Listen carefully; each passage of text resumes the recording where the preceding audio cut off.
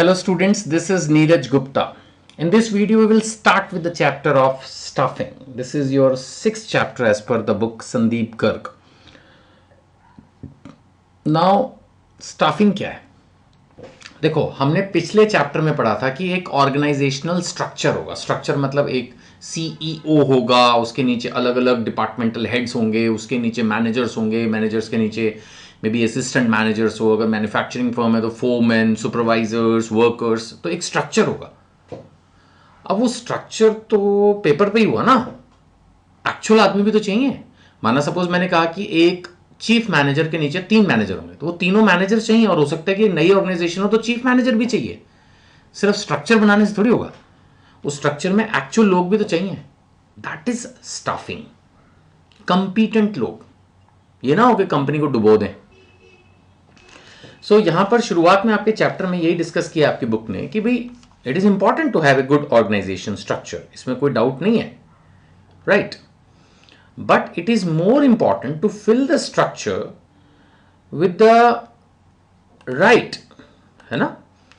It is important to have a good organization structure, but it is very important to fill the structure with the right people. You have to fill the structure. जो organisation structure आपने बनाया उसको भरना है, लोगों से भरना है. आपको अपने फिजिकल फाइनेंशियल रिसोर्सेज को यूज करना है, कंपिटेंट ह्यूमन रिसोर्सेज. देखो वैसे तो हर कंपनी अपनी तरफ से बेस्ट इंप्लॉइज ही अपॉइंट करना चाहिए, लेकिन फिर भी it is always expected that we have a competent human resources. तो जब आपने प्लान्स बना लिए, ऑर्गेनाइजेशनल स्ट्रक्चर बना लिया, तो फिर अब स्टाफिंग का वक्त है. यानी देखा जाए तो अगर हम सीक्वेंस की बात करें तो डायरेक्टिंग कंट्रोलिंग से पहले एंड प्लानिंग ऑर्गेनाइजिंग के बाद बीच में थर्ड फंक्शन ऑफ मैनेजमेंट जो है वो स्टाफिंग है. And it is finding the right person, it is finding the right person for the right position. 3 बातें याद रखना.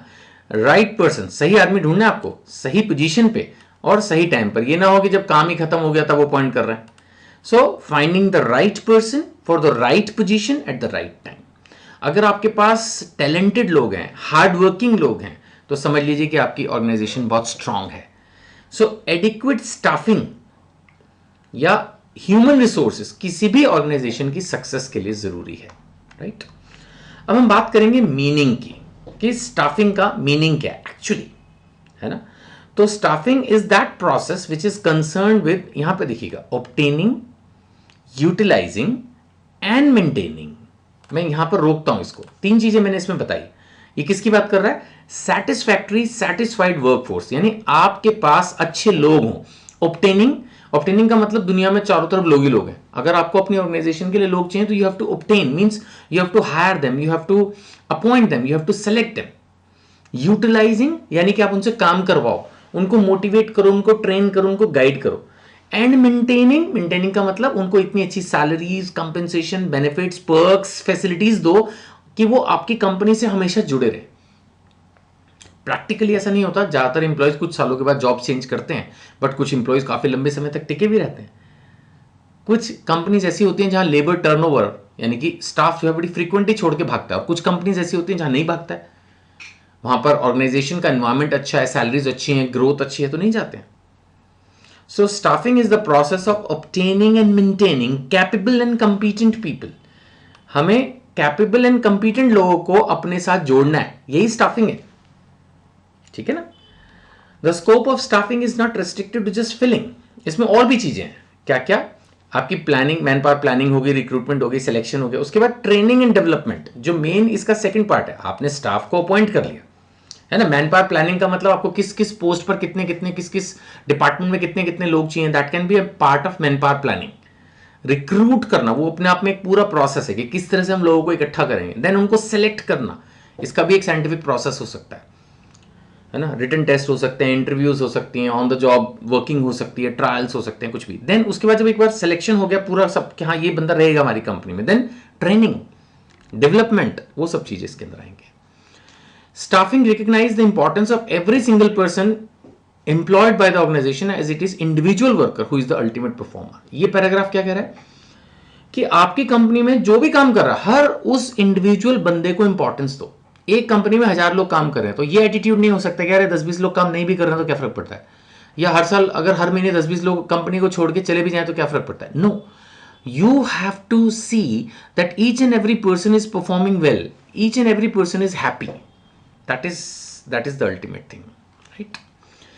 Staffing fills the organization structure. ये तो मैंने शुरू में बताया था ना, ऑर्गेनाइजेशन ने स्ट्रक्चर बना दिया कि भाई इतने मैनेजर्स होंगे, इतने चीफ मैनेजर्स होंगे, इतने असिस्टेंट मैनेजर्स होंगे, तो उस स्ट्रक्चर के अंदर आपको लोगों को अपॉइंट करना है. एंड ऑर्गेनाइजेशन स्ट्रक्चर, आपकी बुक लिख रही है, an organisation structure is only an empty shell. मतलब होता है ना, एक खोखला है. जैसे कोई भी एक चीज होगी ना, शेल का मतलब जैसे कोई भी एक चीज जो खाली है, खोखली है, without right kind of persons. तो ये एम्प्टी शेल्स को राइट पीपल से भरना है. जैसे खाली डब्बे के अंदर आप कुछ अगर मेवा भर दो तो बढ़िया हो गया, समथिंग लाइक दैट. तो इसने लिखा staffing function has greater importance these days, क्योंकि यहां पर रैपिड एडवांसमेंट ऑफ टेक्नोलॉजी. अब टेक्नोलॉजी अगर चेंज हो रही है तो आपको टेक्निकली कंपिटेंट लोगों को अपॉइंट करना होगा. इंक्रीजिंग साइज ऑफ ऑर्गेनाइजेशन, जैसे जैसे कंपनी बढ़ेगी तो लोग भी तो ज्यादा चाहिए मैनेज करने के लिए. And complicated behaviour of human beings, उसकी वजह से क्या लोगों को आज की तारीख में मेंटेन करना बड़ा मुश्किल है. तो जरा सी भी अगर उनकी ग्रीवेंसेस को हमने ठीक से हैंडल नहीं किया तो कंपनी छोड़ के चले जाते हैं. कई बार अच्छी सैलरीज देने के बाद लोग छोड़ देते हैं, उनको गुस्सा आ जाता है किसी बात पे कि हमारी तो सुनी नहीं जा रही, या वहां पर सजेशन नहीं लिया जा रहा है, इनोवेटिव नहीं है, एनवायरमेंट बहुत मान लेते हैं, जैसे आजकल बोलते हैं ना इन नहीं है कुछ भी चीज में, या आजकल बड़ा गोइंग एनवायरमेंट चाहिए, लाइवली एनवायरमेंट चाहिए, दूसरी कंपनीज में माना उनको मिल रहा तो भग जाएंगे. तो वो चीज है. नई एंटरप्राइज में तो चाहिए स्टाफिंग, तो पुरानी में भी चाहिए क्योंकि लोग छोड़ के जाते रहते हैं, लेकिन नई में तो चाहिए ना. नई में तो प्लानिंग ऑर्गेनाइजिंग के बाद लोगों को चाहिए. अभी तो हमने कहा ना स्ट्रक्चर बन जाएगा. After making the plans and creating the organization structure, the management gets to know the human resource requirement कि हमें कितने लोग चाहिए. After that, various activities related to staffing function are conducted.